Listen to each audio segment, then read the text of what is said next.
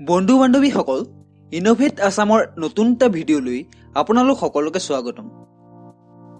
বন্ধু বান্ধৱীসকল উক্ত ভিডিঅ'টোৰ টপিকটোৰ ওপৰত আমি পুনৰ ভিডিঅ' বনাবলৈ বাধ্য হৈছোঁ, কিয়নো অসমৰ টেট পৰীক্ষাক লৈ ইউটিউবত আকৌ কিছুমান নতুন ফেক নিউজ বহুত ভাইৰেল হৈ ফুৰিছে। কিছুমান ইউটিউবাৰে অলপ টকা ঘটাৰ উদ্দেশ্যৰে কিছুমান ভিত্তিহীন ফেক নিউজ পাব্লিছ কৰি ফুৰিছে, আৰু সেই সকলোবোৰ আজি আমি আমাৰ চেনেলৰ জৰিয়তে ফেক বুলি প্ৰমাণিত কৰি দেখাম।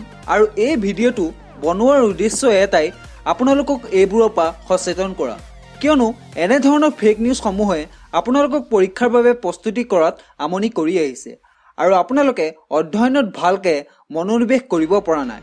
যোৱাকালিও এটা ভিডিঅ' দেখিছোঁ যে সেইটোত কিছুমান ডিটেইলছ দি থৈছে যিখিনি সম্পূৰ্ণ ভুৱা, য'ত কৈছে আপোনালোকক DLED b.ed একো নালাগে, অনলাইন এপ্লাই কেতিয়াৰ পৰা হ'ব, কিমান টকা লাগিব ইত্যাদি। আজি আমি সকলোখিনি আপোনালোকৰ ওচৰত প্ৰমাণসহ দাঙি ধৰিম। তাৰ বাবে আমি সেই ৱেবছাইটটোত যাওঁ য'ত এটা ফেক নিউজ দি ৰাখিছে। ৱেবছাইটটোৰ নাম হ'ল yourjobcareers.in। ভালদৰে চাই যাব ইয়াত কি পাব্লিছ কৰিছে। ইয়াত লিখা আছে টোটেল নাম্বাৰ অফ পোষ্ট হ'ল ৩৬,০০০। এতিয়া প্ৰশ্ন হ'ল অফিচিয়েলি একো নটিফিকেশ্যন নোলোৱাকৈ তেওঁলোকে এইবোৰ ডিটেইলছ ক'ত পাইছে? আপোনালোকে তেওঁলোকক এবাৰ প্ৰশ্ন কৰক।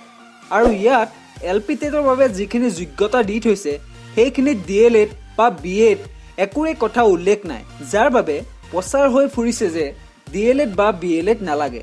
আৰু যদি আপাৰ প্ৰাইমেৰীৰ যোগ্যতা চাই একেবাৰে তলৰ পইণ্টটো পঢ়িলে দেখিবই ইয়াত লিখা আছে যে গ্ৰেজুৱেশ্যন নহ'লেও আপাৰ প্ৰাইমেৰী টেট দিব পাৰিব।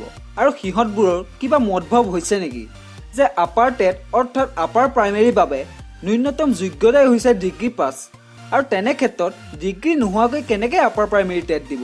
আপোনালোকে তেওঁলোকৰ ভিডিঅ'টোত গৈ এইবোৰ ডিটেইলছ ক'ত পালে এবাৰ সোধক। ইয়ৰ জব কেৰিয়াৰ্ছ এইটো এটা ব্যক্তিগত ৱেবছাইট, ইহঁতে টকা উপাৰ্জন কৰিবলৈ যি টি লিখিছে, সেইবুলি কি শুদ্ধ হ'ব নেকি? আৰু যদি শুদ্ধ হয় আপোনালোকে এবাৰ তেওঁলোকক অফিচিয়েল নটিফিকেশ্যনটো বিচাৰক। তেন্তে ব'লক আপোনালোকক আৰু অলপ দেখাবলৈ চেষ্টা কৰিছোঁ।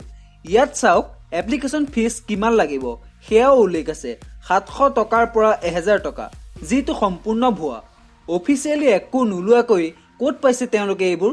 এনেধৰণৰ ভিডিঅ' বা ফেক নিউজ বহুত চেনেলে বনাইছে, তেওঁলোকৰ নাম আমি মেনশ্যন কৰিবলৈ নাযাওঁ, কিন্তু এটাই ক'ম আপোনালোকক সতৰ্ক হওক আৰু টেট পৰীক্ষাৰ বাবে প্ৰস্তুতি কৰক।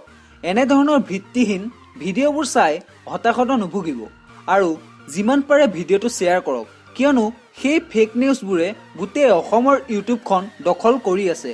সকলোকে যাতে সচেতন কৰিব পাৰে তাৰ বাবে এই ভিডিঅ'টো শ্বেয়াৰ কৰিব, আৰু আমাৰ যদি কিবা ভুল হৈছে তেন্তে তলত এটা কমেণ্ট কৰি জনাব। কিন্তু এনে ভুৱা নিউজবোৰ শুনি আপোনালোকে নিজৰ জীৱনটোৰ লগত ধেমালি নকৰিব। তেওঁলোকে কেৱল টকা ঘটাৰ উদ্দেশ্যে আৰু সামান্য ভিউছৰ বাবে এনেধৰণৰ কাম কৰি আহিছে। তেন্তে বন্ধুসকল আপোনালোকক আমি এই ফেক নিউজৰ বিষয়ে সকলোখিনি অৱগত কৰিলোঁ, আৰু যদি আপোনালোকৰ বাবে এই ভিডিঅ'টো উপকাৰী হ'ল তেন্তে এবাৰ ভিডিঅ'টো লাইক কৰি দিব, শ্বেয়াৰ কৰি দিব, আৰু আমাৰ ইনোভেট আসাম চেনেলটোক ছাবস্ক্ৰাইব কৰি ৰাখিবলৈ নাপাহৰিব, কিয়নো আমি আপোনালোকৰ বাবে প্ৰতিদিনে এনেকুৱা ধৰণৰ নতুন আপডেট লৈ আহোঁ। তেন্তে এতিয়া আপোনালোকৰ পৰা বিদায় মাগিলোঁ। ধন্যবাদ।